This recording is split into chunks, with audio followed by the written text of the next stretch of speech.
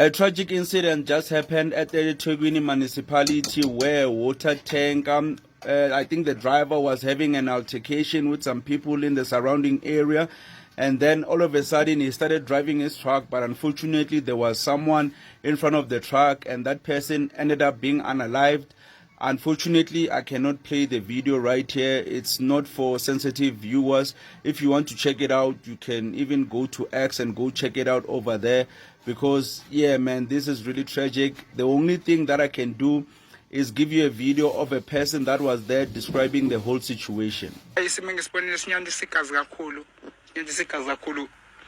Indlela kwenzeke ngayo beswasho silekhaya silandelana ngendlela besibone lapha kunemoto yamanzi khona and then kunomphakathi nabe sitsho sasimbekiwa amanzi kube sekunomsindo nje obukhona and then siphumile silandelana sithi siyoza noma siyobona ukwenzakalani umfethu ufike eqala mefika kuqala lapha ehamba phambili i-truck ngaleso sikhathi bisisuka ngisho idaba bese.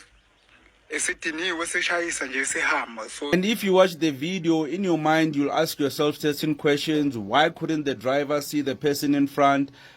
At the same time, you'll ask the question, why was that person in front of the truck? Like, there are so many questions that need answers. But right now, the one thing that we are sure about is that this truck driver will lose his job and most definitely he'll go to jail, because this was so reckless, because he even continued driving afterwards. He didn't even care what happened.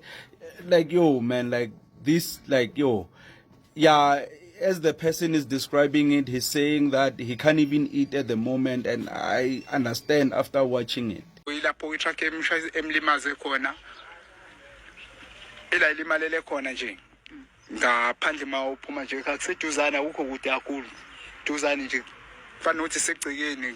Ngoba nala ilimalele khona iphambi kwasekhaya futhi umuzi wasekhaya omunye. Now the eThekwini municipality is going to launch an investigation as to what was happening here, because, yeah, as I'm saying, that we are trying to ask ourselves so many questions. What was the altercation all about? Why was he debating with the people over there? Maybe there was no water over there.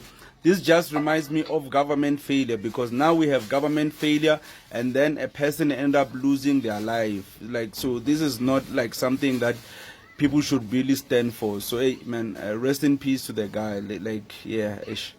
Mhlambe njengomndeni emva ukubona lesigameko esenzakalile noma lengozi yenzakalile wena bomlandela eduze nizizwa kanjani ngalokho? Ngibhlungu kakhulu siswami, ngibhlungu kakhulu kumanje akudle kudla isisu sibophile nje kuthuli into engiyibonile ngibhlungu kakhulu sinyanda isigasi sami kubhlungu akuchazeki.